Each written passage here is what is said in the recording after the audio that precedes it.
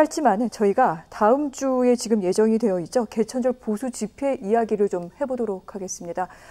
개천절에 일부 보수단체들 계속해서 집회 열겠다 이렇게 얘기하고 있고 여러 우려의 목소리가 나오고 있는데 국민의힘에서 김종인 비대위원장, 주호영 원내대표 이와 관련해 한마디씩을 했습니다만 두 사람의 메시지가 조금 온도차가 있기도 합니다. 여기에 이재명 경기도지사까지 집회, 시위의 자유, 방역의 위험성이 최소화된다면 이것은 막을 필요가 없다. 이런 발언까지 나왔는데 교수님 어떻게 봐야 됩니까?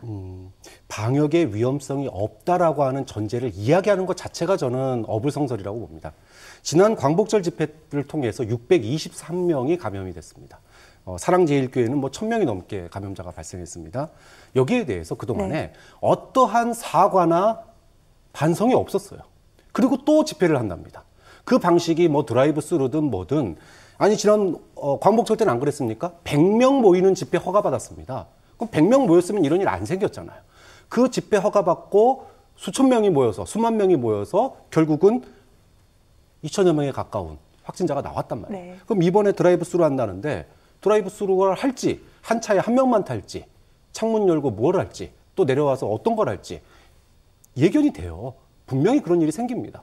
그런데 권리다 또는 방역이 충분하다면 허가할 수도 있다. 이 얘기는 만약에 이 사람들이 지난 광복절 집회에 대해서 사과를 하고 반성을 하고 앞으로는 우리가 이런 방역을 철저히 지키면서 집회와 시위의 자유를 누리겠다라고 얘기한다면 그때 가서 생각해 볼 문제예요.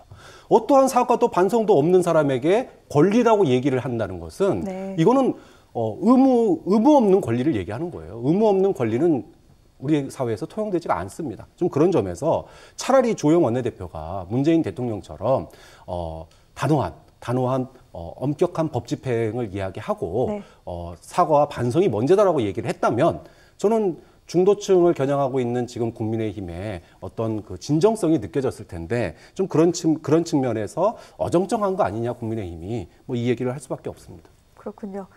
사과와 반성이 우선돼야 된다. 그리고 난 뒤에 어떠한 그 관용이라던가 이런 부분에까지 좀 생각해 볼 여지가 있지 않겠느냐. 광화문 집회, 특히 지금 방역이 엄중한 상황에서는 해서는 안 된다. 이렇게 강조를 해주셨는데 다행이라고 얘기를 해야 될까요? 일부 보수단체 오늘 집회를 하지 않겠다 이렇게 얘기를 했습니다. 다만 1인 시위 그리고 차량 시위는 이어가겠다라고 얘기를 했습니다만 이 8.15 시위를 주최했던 그 보수단체는 계속해서 광화문 집회 개천절에도 열겠다라고 얘기를 해서 여러 가지 좀 우려가 나오고 있는 상황입니다.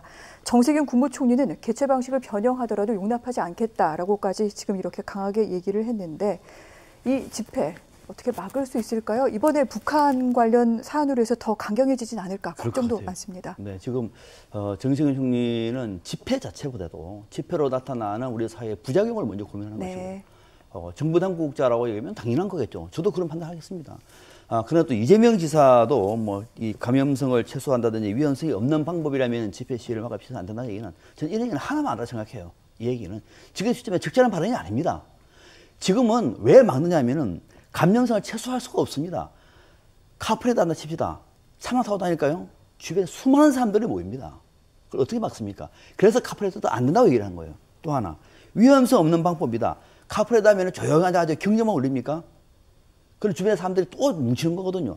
이런 것들을 염두에 둬서 정부가 특히 정세균 총리가 안 된다고 얘기를 했는데 이거를 마치 그런 방법이라면 전제를 해가지고 마치 표현과 집회 자유를 옹호하는 원칙론처럼 보이는 것은 적절치 않고 이번 기회에 저는 이 집회를 하려고 하는 사람들의 책임을 명백하게 물어야 된다. 정부는 안 된다 그랬습니다. 그리고 차량용 시위를 한다고 하더라도 그 차량용 시위의 방법이라든지 또 주변에 당연히 사람들이 모일 거예요. 그때 일어날 수 있는 불상사는 있는 문제에 대해서만큼은 정부가 안 된다고 했으면은 하는 사람들은 응분의 책임을 물어야 된다. 그리고 앞으로 이 문제는 코로나가 더욱 확산되면은 오히려 징벌적으로 문제를 제기하더라도 정부 당국의 의지는 이번에 강경하게 보여주지 않으면 앞으로 어떤 것도 안 되는 거거든요. 이번 개천절 집회에서 정부가 좀 강경한 의지를 보여주고 특히 보수단체도 이런 정도라고 얘기하면은 보수단체도 대한민국 국민이라는 사실을 인지해서 지금 이런 형태라고 하면은 이만큼 안 하겠다라고 하는 것이 오히려 더 큰 박수를 받지 않겠는가라고 하는 생각도 한번 해줬으면 좋겠습니다. 알겠습니다. 집회와 시위에 자유, 이 부분이 일단 국민의 건강과 안전보다 우선되기는 어렵다. 이 부분에 대해서 두 분 모두 강조해 주신 걸로 알겠습니다. 말씀 여기까지 듣겠습니다.